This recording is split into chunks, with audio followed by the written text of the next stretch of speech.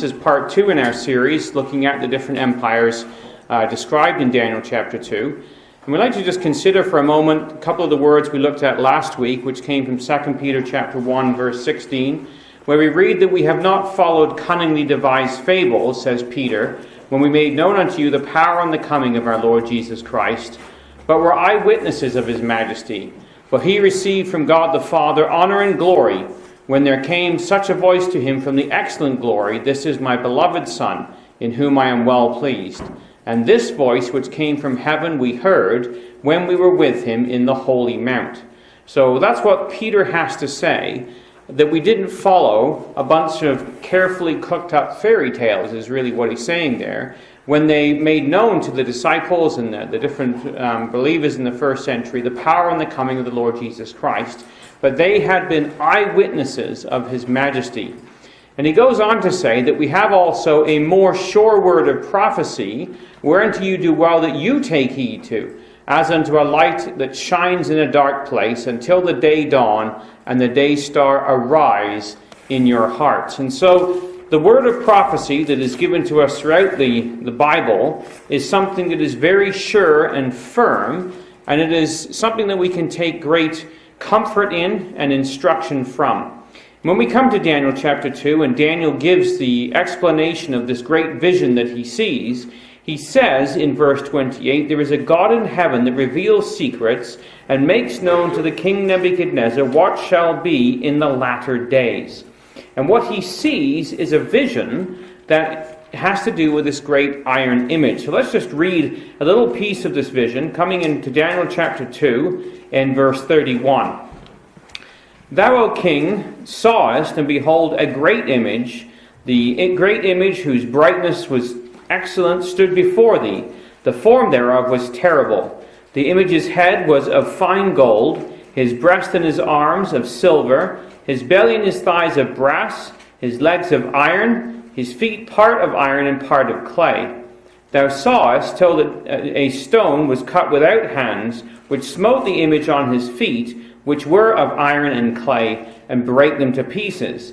Then was the iron, the clay, the brass, the silver, and the gold broken in pieces together, and became like the chaff of the summer threshing floor, and the wind carried them away, and no place was found for them. And the stone that smote the image became a great mountain and filled the whole earth. This is the dream, and he says, we will tell the interpretation before the king. And this interpretation, of course, is the one that was given to him by God. And so he starts off and he says, Thou, O king, art a king of kings, for God of heaven hath given thee a kingdom, power, and strength and glory, and wheresoever the children of men dwell, the beasts of the field and the fowls of heaven hath he given into thine hand, and hath made thee ruler over them all. Thou art this head of gold. And we considered that head of gold last week when we considered the vision that was given to us in Daniel chapter 2, or not last week, a few weeks back. And we saw how that there was a progression of different nations. Babylon, Medo Persia, Greece, Rome, and Europe, which is the progression through history. And he begins with Nebuchadnezzar, You are this head of gold, and after thee shall arise another kingdom inferior to thee, which would be the chest and arms of silver, and then the belly and the thighs of brass, the third kingdom of brass, which shall bear rule over all the earth, and the fourth kingdom, which shall be strong for as much as iron breaketh in pieces and subdues all things. And so this image would exist until along comes the little stone. He says in verse 43, Whereas thou sawest iron mixed with clay, that's the last stage of the feat, they shall mingle themselves with the seed of men, and will not cleave one to another, as iron is not mixed with clay. And in the days of these kings, which is the toe kingdoms, the God of heaven is going to set up a kingdom which shall never be destroyed, and that kingdom shall not be left to other people, but it shall break in pieces and consume all these kingdoms, and it's going to stand forever. So our focus this week then is to look at the Medo Persian Empire, which is the chest and the arms of silver. And this is described as the kingdom that would arise after Nebuchadnezzar that would be inferior to him. Now, when we look at the kingdom of Babylon, the Bible gives us clear reasons as to why it was going to be destroyed. In Daniel chapter 5, we read, Belshazzar the great, or the king, made a great feast to 1,000 of his lords, and drank wine before the 1,000. And Belshazzar, whilst he tasted the wine, commanded to bring the golden and silver vessels which his father Nebuchadnezzar had taken out of the temple that was in Jerusalem, that the king and his princes, his wives, his concubines, might drink therein. And they brought out the golden vessels that were taken out of the temple of the house of God, which was at Jerusalem. And the king and his princes, his wives, and his concubines drank in them. And they drank wine and praised the gods of gold and silver and brass and of iron and of wood and stone. And of course we know the story of Daniel chapter 5, that in the same hour that this was all going on, with the vessels taken out of the temple, in the same hour came forth fingers of a man's hand and wrote over against the candlestick or the lampstand upon the plaster of the wall of the king's palace. And the king saw the part of the hand that wrote. So this hand appears and it writes on the plaster against the candlestick or the lampstand. And of course the writing is Mene, Mene, Tekel, Upharsin. And Mene meaning God hath numbered thy kingdom and finished it. Tekel, thou art weighed in the balances and art found wanting. And Perez, thy kingdom is divided and given to the Medes and to the Persians in verses 25 to 28. So this is the situation where we left off in the last class where we looked at Babylon. And this is the last king of Babylon. He's the grandson of Nebuchadnezzar. He's the son of Nabonidus. And he is a man who has not learned the lesson of his grandfather. And so the causes are given as to why this kingdom is going to be destroyed. And they're listed for us as pride, cruelty, and blasphemy. Now if you just come over to Daniel chapter 4, over a couple of pages, we find in Daniel chapter 4 that Nebuchadnezzar was lifted up in pride. Verse 30, he says, Is not this great Babylon that I have built for the house of the kingdom of the might of my power and for the honor of my majesty?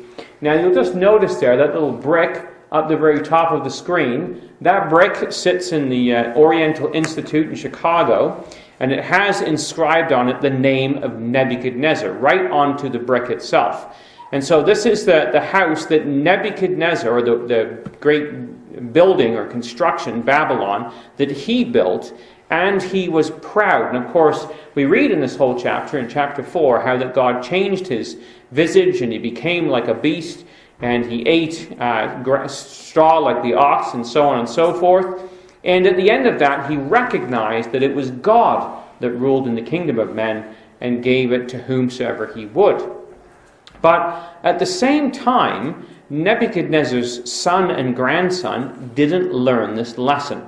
So we read in Daniel chapter 5, verse 22, Thou, his son, O Belshazzar, which is actually his grandson, has not humbled thine heart, though thou knewest all this. But thou hast lifted up thyself against the Lord of heaven, and they have brought the vessels out of his house before thee, and thou, thy lords, thy wives, and concubines have drunk wine in them, and hast praised the gods of silver, and gold, and brass, iron, wood, and stone, that see not, nor hear, nor know. And the God in whose hand thy breath is, and whose are all thy ways, thou hast not glorified.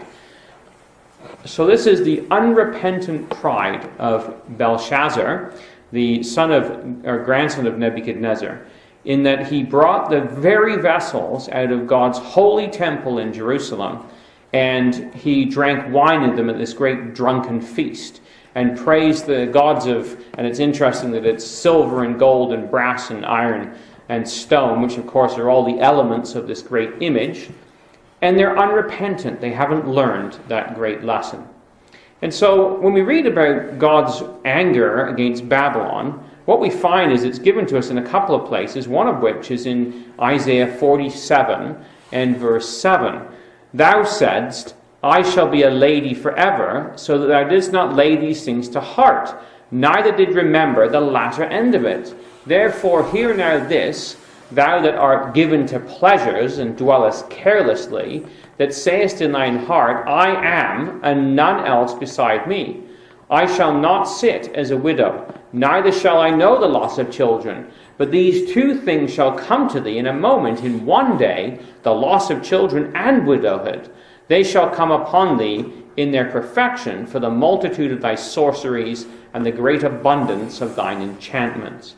So God chastises the Babylonian people and their king for their pride, their unrepentant pride, and the way that they lift themselves up.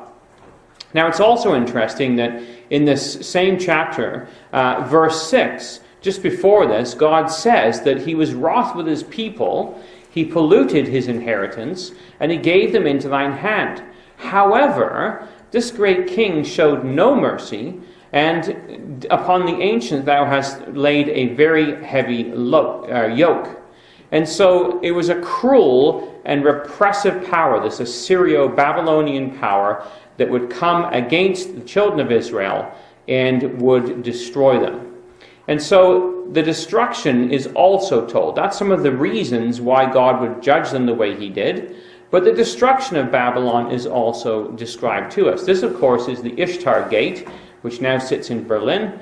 And this is the gate, the very gate which Daniel would have walked through on his entrance into Babylon as a political prisoner.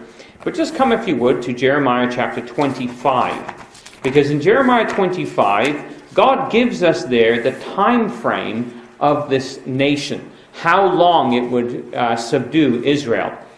Chapter 25, and we come in at verse 11, and he says, This whole land shall be a desolation and an astonishment, and these nations shall serve the king of Babylon 70 years. And it shall come to pass, when 70 years are accomplished, that I will punish the king of Babylon and that nation, saith Yahweh, for their iniquity, and the land of the Chaldeans will I make a perpetual desolation. So the land of Babylon, or the kingdom of Babylon, is given a time frame. And that time frame is a finite period. It is a 70-year period. And after that point in time, God says that he's going to destroy it. And he's going to make it a perpetual desolation. Well, exactly who would destroy it is described to us back in Isaiah. Come, if you would, to Isaiah 13, because here great detail is given throughout Isaiah and Jeremiah of how God is going to deal with this nation, with the great Babylon.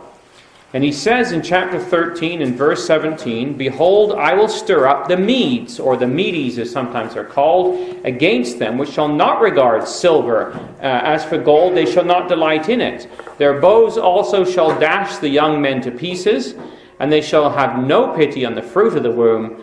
Their eyes shall not spare children. So here we see that the Medes are going to be a nation that are going to come against Babylon, and are going to show no pity to them, because as the principle of Bible truth is laid out for us, with what judgment we judge, we will be judged. And the same is true of Babylon.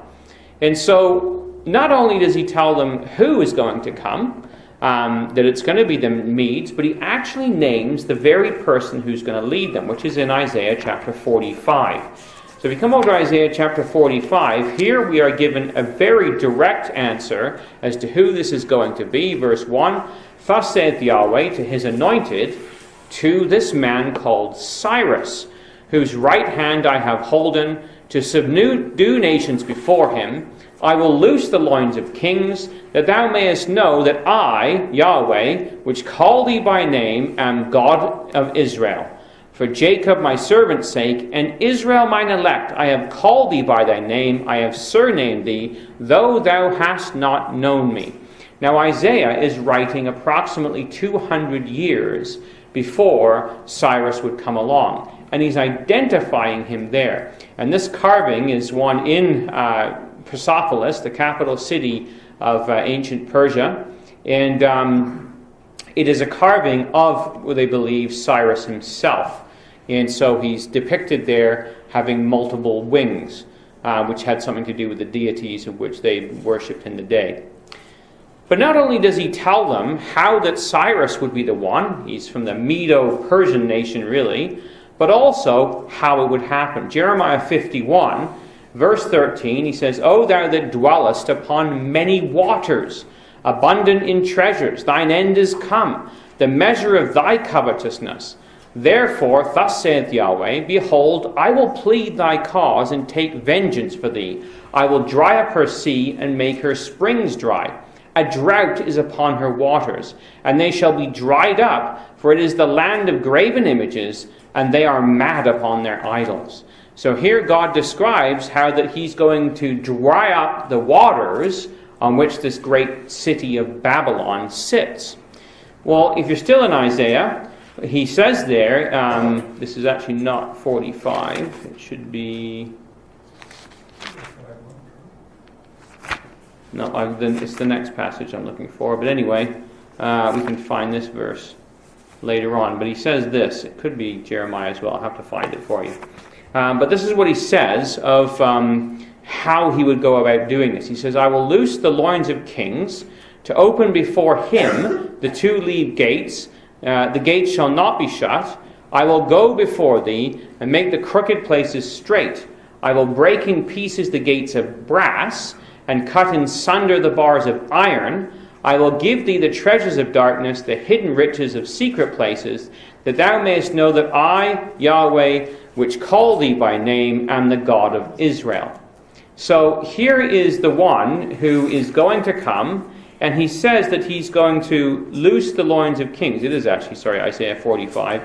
I just missed the first part of the verse. So it is this King Cyrus who's going to come, and God says that he's going to open the gates before him, and he's going to break in sunder these gates. So the waters will be dried up, and the gates are going to be opened in front of him, so that he's going to know that it's God is the one who is giving him this great victory. Now if you come over to Jeremiah chapter 51, he also describes the state of the palace in this time of great calamity. Jeremiah 51 and verse 37 gives you the context. He says, Babylon shall become heaps, a dwelling place for dragons, and so on. But he says in verse 39, in their heat I will make their feasts, and I will make them drunken, that they may rejoice and sleep a perpetual sleep, and shall not wake, saith Yahweh.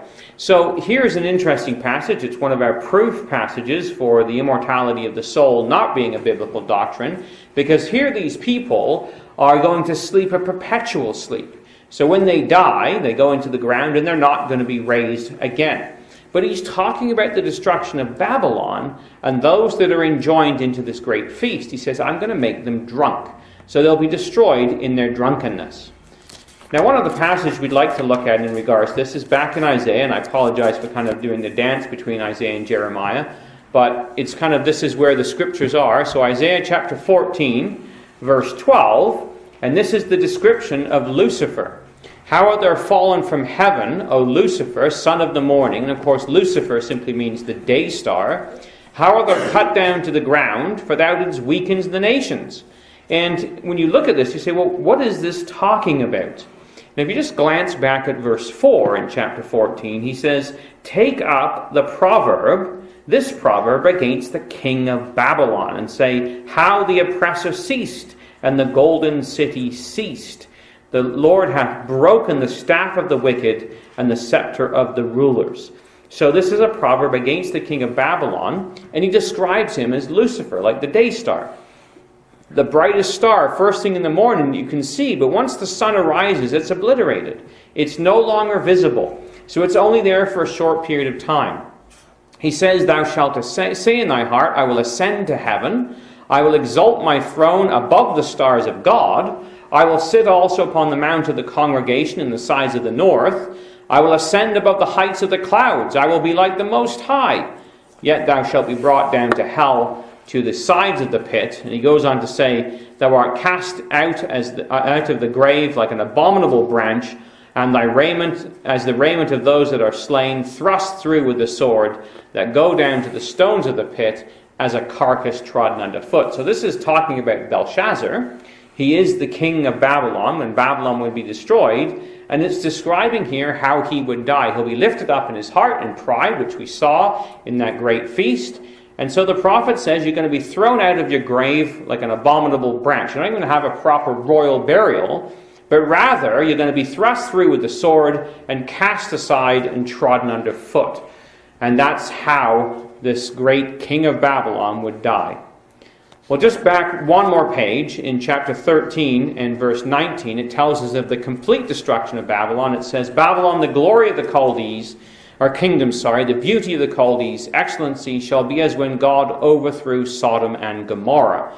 It never shall be inhabited, neither shall it be dwelt in from generation to generation, neither shall the Arabian pitch tent there, neither shall the shepherds make their fold there, and so on and so forth. There'll be a house of dragons and of doleful creatures, and so on and so forth. So that's the picture of the complete destruction of Babylon that would take place. And that photograph there is an aerial flyby of what is left of Babylon today, and it is literally a desolation. So just a summary then of those prophecies that are given. It would last, Babylon that is, for 70 years. It would be overthrown by the Medo Persians. A man named Cyrus would lead the attack. The waters of Babylon would be dried up. The gates of the city would be left open. The palace would be in a drunken state. The king would be killed by the sword and tossed into a common grave, trodden underfoot, and it would bring about the eventual total destruction of this place. So let's then look at the conqueror of Babylon, this Cyrus the Persian. And we'd like just to go to Daniel chapter 7, because in Daniel chapter 7, chapter 2 is the metals of the image, but chapter 7 gives us the animation, I guess you could say, of the beast describing the Medes and the Persians. And what Daniel saw, as we looked at last time in chapter 7, verse 16, I came near to one of them that stood by and asked him the truth of all this, and he told me and made me to know the interpretation of the thing.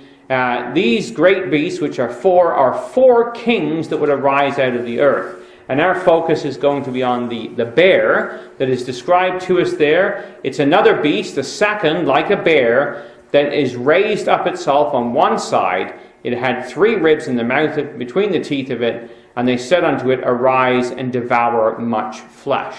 So this is the great system that would arise, this next empire. We have the Babylonian Empire to start with, and we're focusing now on one of its provinces, which is the province of the Medes and the Persians. And as all great calamities and rebellions usually begin, it's all about tax revolt. That's what it was for Alexander the Great later on. That's what it was for the Americans, tossing the tea in the harbor in Boston. And that's sort of what this is all about. It's a tax revolt. They're under the boot of the Babylonians, that's the Medes and the Persians, and eventually they just get fed up of it, and they don't want to be under their boot anymore. So they launch a rebellion. And it comes out of the Persian Empire, and they're a multicultural people. There are Medes and there are Persians. And in fact, you can see here the round-headed headpiece there, that's a Mede, and the square-headed piece is a Persian soldier. So the Medes and the Persians. And they're made up of 2 peoples that worked very closely together because they had a common enemy. And so here's a couple of the Persians, and here's some of the Medes. And like all great intrigues, it really began with the intermarriage of a family between the Medo Empire and the Persian Empire. So Astyages was the king of the Medes, and that's a relief of him. They believe this is from his tomb in, I'm not going to say exactly where, I can't remember the name of it or pronounce it. It's in Persia. And he had 2 children, a woman named Mandane, and a son named Darius, and sometimes called Cyaxares in history. And Mandane was married off as a political alliance to Cambyses, the king of the Persians. And their son was Cyrus, who would be eventually the king of the Medes and the Persians. So this political marriage is 2 dynasties coming together, 2 empires, united in the man Cyrus. And so the Medes and the Persians, as they're depicted here, 2 very distinct nations, became one, united in revolt against the Babylonians. And so it was that Cyrus set off to Ecbatana. He leaves, it wasn't actually Persepolis, but we're going to call it Persepolis, per se. The capital city hadn't been built yet. And he travels up to a place called Ecbatana. That was the capital city of the Medes. And he picks up his uncle there, Cyaxares or Darius. And his uncle's much older than he is, obviously. He's about 60. And Cyrus is somewhere around the age of 30. And they go off together to fight the army of the Babylonians. Now, the army of the Babylonians is at a place called Gordium, and they trace through the Armenian wilderness, I guess you could call it, and they end up in this place called Gordium, where they fight this massive battle. And massive is to say the least, because each side has approximately 500,000 troops. So when you think about the Gulf War, America and all its allies totaled 500,000 troops in the whole of Saudi Arabia. This is a 5-mile stretch where this this army is set in array. They are drastically outnumbered. So the Babylonian army consists of 120,000 elite infantry, which are right in the middle. So you can see them up here in the middle. Then they had 120,000 infantry on either side. These were mercenaries. Behind them, they had 30,000 cavalry. And that was the total of their host. So you've got 360, 400 plus thousand people on that one side of the army. Now, Cyrus and the Medes, with the Persians combined, are scraping together 126,000 troops. They have about 40,000 archers and pikes. There are 2,000 of the elite infantry. Now, Cyrus has another strategy. He puts all his best soldiers at the back, and their job is that if anybody gets afraid and wants to run away, they have to murder their own men or kill their own men to stop them from running away. So if you were sort of intent on chickening out from this battle, you feared usually your own elite soldiers more than you did the enemy itself. So he put the elite soldiers at the back. Behind them, there were towers with archers. Now, these towers were pulled like chariots, but they were built right up high, and the archers would be up on the top of those, and they would shoot down from above. And then behind that, he put the baggage. So all the cooks and anybody that was brought along that was sort of support, he threw them into the battle as well, just to make his numbers look a little bigger, because he was drastically outnumbered. I mean, he really only had about 170,000, 180,000 troops. So he's outnumbered 2 to 1. He had some cavalry on either side, about 13,000. And had about 100 war chariots on either flank as well, and 100 war chariots in the front. And then he had camels. He had about 300 camels that he just kind of threw in there. They had carried the baggage, and they used to mount Egyptians, usually would go on the camels. One would face one direction, one would face the other, and they would shoot arrows from both sides. But he was just throwing everything into this mix, because you can see he's drastically outnumbered. In fact, very easily for them to pull a pincer movement on him where he would be outflanked. So the battle was set in array, and what happened was it was a near disaster at first, because exactly what we described, both sides, the cavalry and the infantry, start to encircle Cyrus's army. So on this side here, they break right the way through, and his chariots come out to defend, but there's way more chariots over here. And Cyrus's war chariots come through here, and they try to basically break through the lines.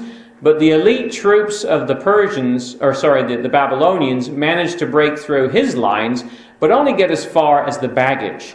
And so, for all intents and purposes, things look like they're going pretty bad. However, the secret weapon to all this, and this is how God works, is the camels. The 300 or 200 camels, can't remember exactly how many there was. It was about 200 or 300. They went out first against the cavalry. Well, Cyrus's army had been marching with these camels for some time. And it is a well-known fact that horses cannot stand the smell of camels. And so when these camels, which are rather funny-looking things anyway, that make some rather revolting noises, as they come charging out at the chariots, the chariot horses, the cavalry all here, turn around and absolutely in panic, the horses that is, turn back and overrun their own soldiers, because these camels that have come against them have terrified them, and they stampede back over their own soldiers, and they flatten all these guys here, so that Cyrus is able to make a pincer movement and bring his guys around and cover them at the back. And so what ends up happening is the Medo-Persian left flank completely and absolutely fails, and I guess that's the right flank. The right flank completely fails, and he's able to bring his soldiers around, and they kind of wheel around, and now they create their own pincer movement, and basically they defeat this massive army of the Babylonians. But of course, it was in God's plan, and it was by the use of these camels, unbeknownst to them, that God was able to hand them this victory. And so that took place at Gordium, and they went on from here to Sardis, where the captain of this great force was encircled, and it was at this place that he capitulated. And Cyrus, again, not being one to, not having a very large army, he sort of gave the soldiers that were there the choice. I mean, a lot of these are mercenaries, so whether they're Greeks or Egyptians or whatever they would be. And so he said, look, we could kill you all, or you could join us. And so they said, let's think about that. Okay, we'll join you. And so they changed sides in this battle. They joined Cyrus and his forces, and Cyrus made their leader one of his generals. And so out they went then to fight the rest of the Babylonians. So on the way home, Cyrus swung by Babylon, disguised himself, went into the city, kind of surveyed it, and then returned to Ecbatana, the capital city of the Medes, where they basically wintered and they prepared for the battle the next spring, when they would come back to Babylon and lay siege to Babylon itself. Now, we looked briefly in our last talk together at the city of Babylon. It was a massive city. We read about in Jeremiah how that the waters would be dried up. A great river went through the whole thing, the river Euphrates. It sat upon that great river. And so the Babylonians had a complete supply of water, and there was walls all the way along this river, very high walls that were very difficult to climb up, and big gates all the way along so that you couldn't get into the city. In fact, the walls were so wide around the outside of Babylon that you could ride a chariot with 5 horses abreast around the top of those walls. That's how big this city was. And so it was that it was impregnable for all intents and purposes. And here you can see a schematic of it here. The city itself was quite huge. And even if you did come up the river, you couldn't get through those great gates and those walls that surrounded it. So Cyrus's army encircled the city, trapping the inhabitants in it. And what they proceeded to do was to build a siege ditch. So his armies came along, and they spent quite a considerable amount of time digging this huge trench all the way around this great city. Now, the people inside the city thought this was the funniest thing, because they had a permanent supply of water. They had grain supplies for some 20 years, it's estimated. And so they just laughed. They said, there's no way that you're going to starve us out of this city. And that's the context of the feast that Belshazzar holds. He holds the feast during the siege. It is a sort of laugh in your face at those armies that have come against him. And so it's in the middle of that he has this great vision. Well, not a vision. He sees the hand writing upon the wall. And he brings out Daniel, of course. The queen suggests that Daniel should come out. And it's believed it was the queen mother. And Daniel comes out and he gives the interpretation, and the king commands Belshazzar, king commanded Belshazzar that they clothe Daniel with scarlet and put a chain of gold about his neck, and made a proclamation concerning him that he should be the 3rd ruler in the kingdom. The reason he's 3rd ruler is because Belshazzar himself is only the 2nd ruler. The first ruler is Nabonidus, who is his father, and Nabonidus is off at this point in time collecting gods from all the different nations that he has subdued and putting them in one of the religious cities, the holy cities of Babylon. So Daniel's comment, of course, is, give your gifts to somebody else. It doesn't matter because you're done. The hands come, it's written on the wall, and it's all going to be over. So remember the words of Isaiah, that before him the two-leaved gates would be opened. Well, it just happened that night, because of the drunken stupor, that while the invasion is going on and these troops are all around the outside, that the guards did not lock those gates that go up the river. And so what Cyrus did was he brought his guards on the inside of the river, or of the ditch, that is. Instead of usually on a siege, you would stand on the other side of the ditch and nobody can escape. And the idea is anybody tries to, you either murder them, capture them, or enslave them, or whatever you're going to do. But he puts his soldiers all on the inside of the ditch.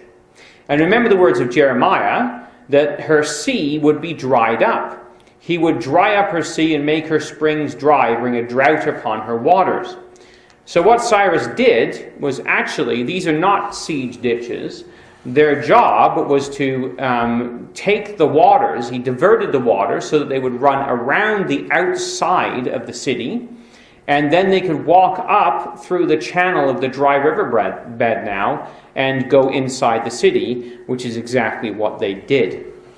And so in Daniel chapter 5, at the end of the chapter, it tells us that that very night that this all had taken place, with the handwriting upon the wall in verse 31, in that night was Belshazzar, the king of the Chaldeans, slain, and Darius the Median took the kingdom, being about 62 years old. And you say, well, how come it's Darius the Median, since it was Cyrus the Persian that brought about this whole attack? Well, it's Rollins, in his book, The Ancient History of Babylon, and it's Rollins' Ancient History, and he deals with Cyrus and Babylon and Alexander. He tells us, he was the one who gave us that family tree, that Darius was Cyrus's uncle. Cyrus is a young man, he's very ambitious, and he's off conquering, and Nabonidus is still out on the lam. He still has to be taken care of. So he installs Darius, his uncle, who's 62 years old, in Babylon to rule from there. And he says, you rule Babylon, I'm off to take care of the rest of the empire. And so it is that Darius comes and becomes the king over the Babylonians for a period of time. So just over time, though, that river that had been diverted around the outside the city ate away at the foundations, and the city pretty much collapsed. It became a swamp for a period of time.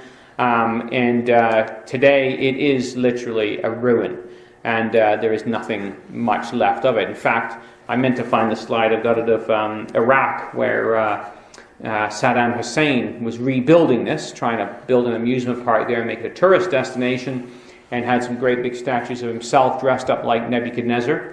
Of course, that all went south with the Great Gulf War.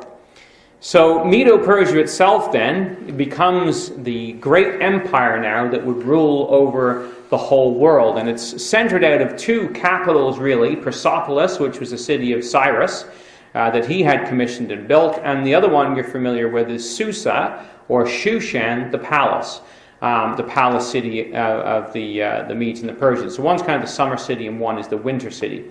And here is what it looks like. This is what the empire would be by the time it was done. Right the way up into what is Turkey today and into the Balkans there, all the way down into Egypt and down very far south into what would be the borders of Ethiopia, and all the way across Persia, as it's known to us today, Iran, or Iraq right here, Iran right here, all the way down, right bordering up to the Hindu Valley, which is India, and up into the north into Afghanistan and taken in Armenia. So it was a pretty massive territory, all said and done. And so this was the beast that would arise. It was that third beast, like a bear. Where is it? There it is. And what we're told is that it had 3 ribs in its mouth between the teeth of it. And it is told to arise and devour much flesh. And the reason there is 3 ribs, if you come over to Daniel chapter 6, is because when we read here in Daniel chapter 6, when Darius assumes control over the kingdom, we find there that it pleased Darius to set over the kingdom 120 princes who should be over the whole kingdom, and over these 3 presidents, of whom Daniel was the first, that the princes might give account unto them, and the king should have no damage. Then this Daniel was preferred above the presidents and princes, because an excellent spirit was in him, and the kings thought to set him over the whole realm.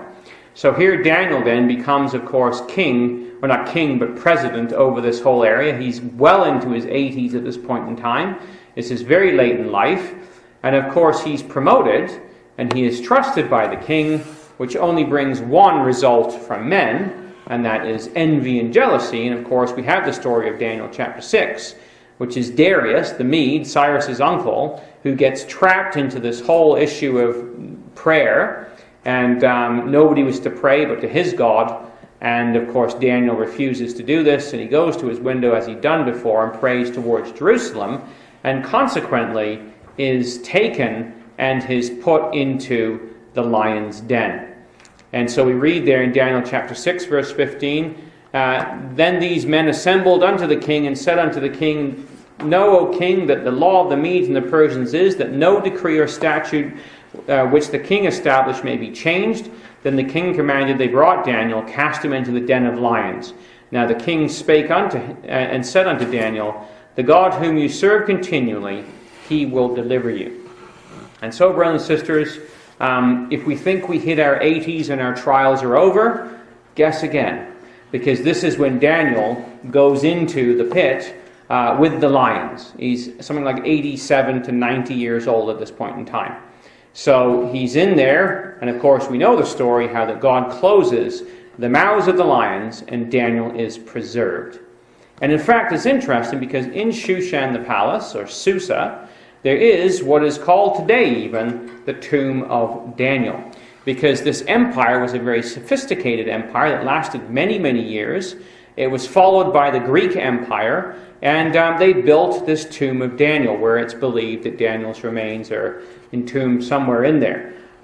Just interesting, though, that there's a testimony to this great man all these years later, that it is still recognized, no different than the tomb of the patriarchs in Hebron, that we have this monument to the truth and the things that took place, and to the prophecies that were there. Well, Cyrus himself is an interesting individual. He's a Zoroastrian. It's the religion of the Persians, and it's alive and well today. There are still Zoroastrians.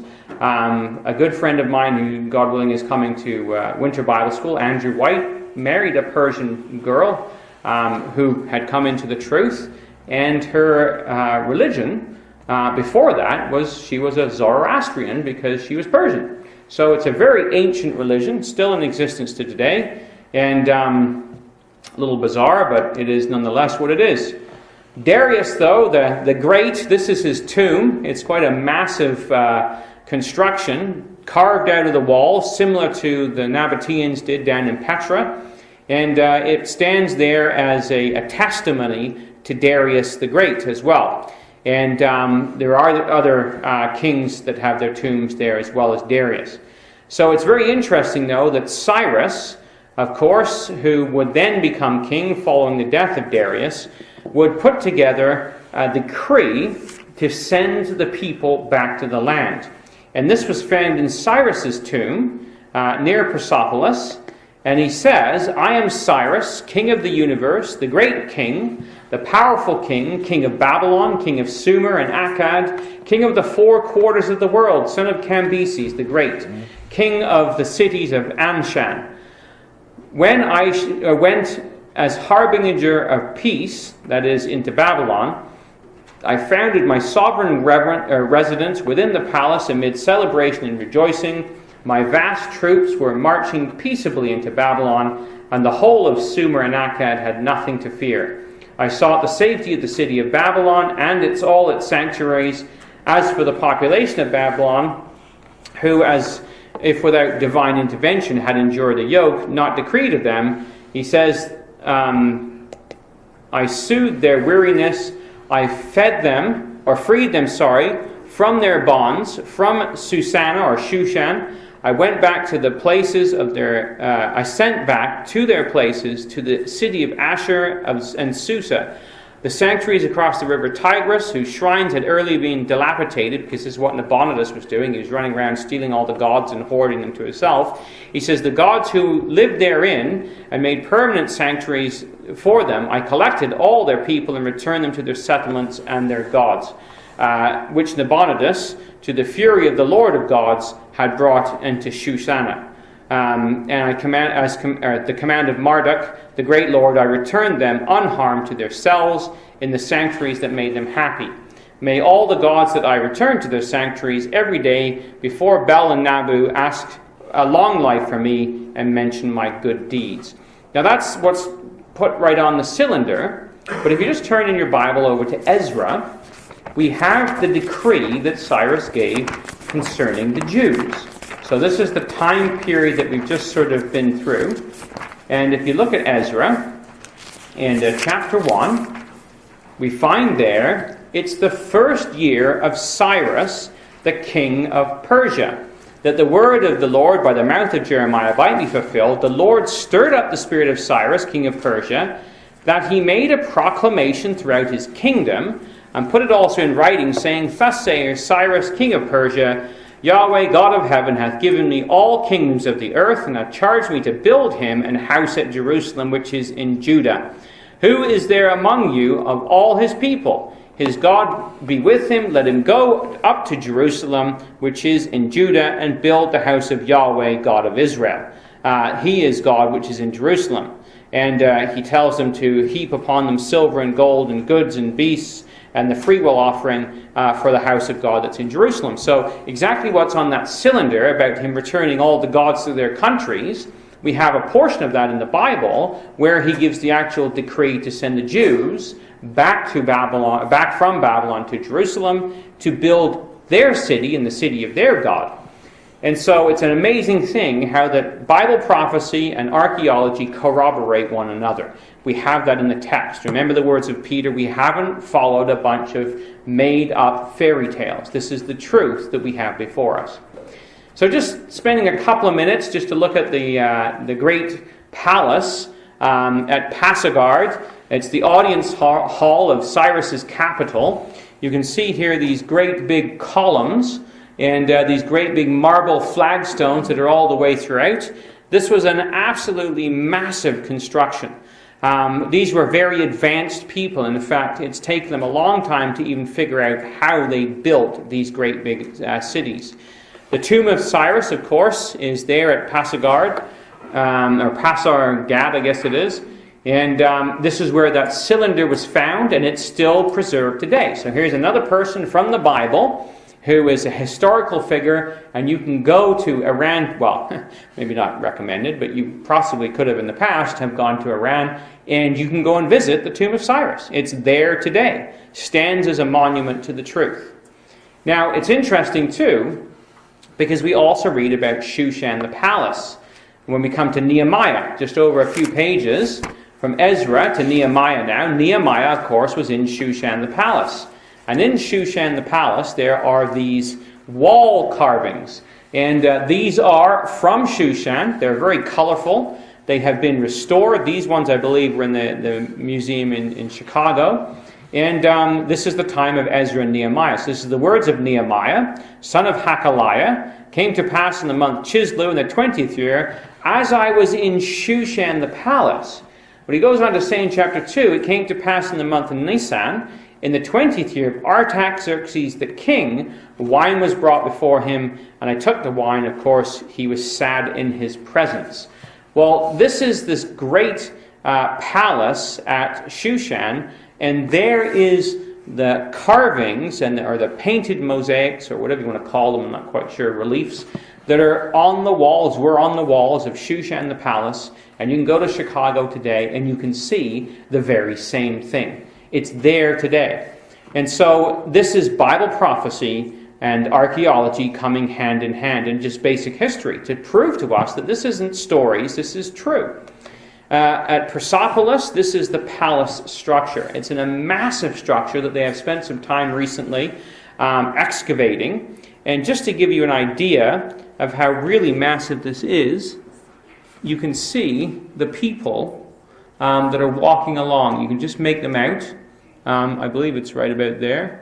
There's a person standing, a couple of people there. That's the size. There's another person there next to some of these columns. That's the size of this palace structure. Now, archaeology and architectural students all over the place have had a heyday with this and have tried to do some reconstructions of sort of what it would look like. And here's some of their ideas of the size of these columns and the roofs that they would hold up. Because the roofs were all made of wood. So when this was burnt down years later by Alexander the Great, all the roof structure was destroyed, but the columns remained standing. The outside walls were also crumbled away and used for other things, but it wasn't like you could just borrow one of those columns if you wanted to do some redecorating at home. It would take you an army of elephants to move one. So this is the front gate at Persepolis, and the famous stairs that run up.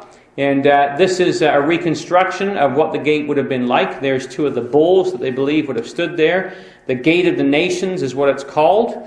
And there's a different depiction of the same thing. But if you go to Persepolis today and you walk around, you can see it. It's preserved. And here's just to give you an idea. Here's one of the bases of these columns that sit at the entrance of this. And that column itself is about 4 or 5 feet tall. Here is a soldier standing beside it, just to give you an idea of the size of the base. Well, into that went the massive column itself. So these were absolutely colossal structures. The royal harem, remember, of course, that Esther was taken to the royal harem. This was at Shushan, the palace, in the days of Ahasuerus, who reigned from India to Ethiopia, over 127 provinces. And it was in the days of Ahasuerus, who sat upon his throne of his kingdom. He was in Shushan the palace, and all the princes of the power of Medes and the Persians came to him into this great feast that had taken place. So here's the Gate of the Nations, which is still standing today. And here is a reconstruction of it to give you an idea of the size of those beasts as they are there. So this is a massive construction of immense proportions. And in fact, if you were to go to Chicago, this is the great horse head, one of the horses, and I'll just show you where they sit. There are some of them here. There's like these great big horse heads that sit on top of these pillars. If I can just find one of the... I might not have it. There they are. Sorry, next one. At the very top of the columns, there are these massive heads that sit at the top of those columns. And they were painted, of course, later on. But this will give you an idea, and there's some bull's heads there as well. Just a minute. There's a way of skipping by all of this, but I haven't quite figured that out in this new version. There they are. So that's in Chicago. And you can just see Shaphan, who's standing on the ground at the bottom there. That's the size of this massive construction. And this, it's actually not a horse head, it's the bull head that we saw there. So these are the bulls from Persepolis. So it just gives you an idea of what you're dealing with. And just, by the way, here's an incidental thing. In the Chicago Institute, one of the things that they dug up was this ram's head. And it was one of the deities of the Persians was a ram, and they wore this headdress. And it's very similar to the headdress that Cyrus was wearing in that depiction of him on the wall with the wings. It's a ram, though. That's how they depicted themselves. So when you think of the Americans using the eagle, well, the Persians used the ram.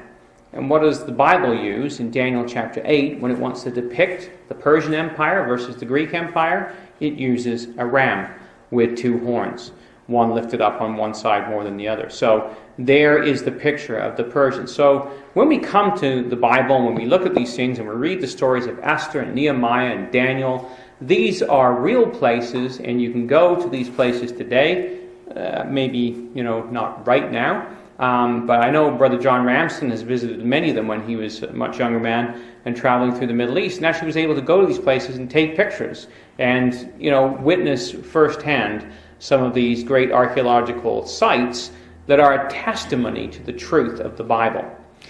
But of course the story doesn't end there, because in Ezekiel chapter 38, there's a mention once again of Persia. Just come to Ezekiel chapter 38. Now this is the latter days, because remember, Daniel chapter 2 is about the vision of what the king would see in the latter days.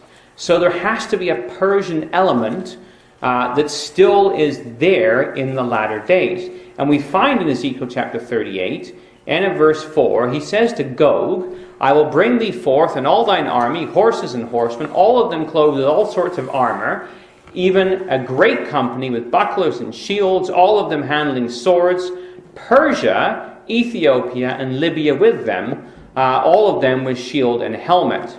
So Persia is what we know today as Iran. And what do we find in the news? This just happened to be tonight's news headline from a place called Press TV. And the headline was, Iran and Russia boost ties. So the story reads that Iran and Russia have both rejected the use of force as a solution to the crisis in Syria, calling for an end of bloodshed in the Arab country.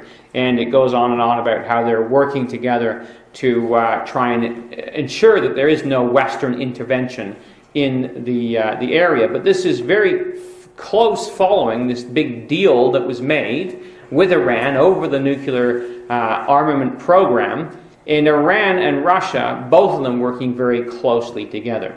So that's what we expect to see. The story of Iran is not finished, or Persia. It's going to be there, part of this great conglomeration in the latter day, as we read in Daniel chapter 2, verse 35, that then was the iron, the clay, the brass, the silver, and the gold broken in pieces together.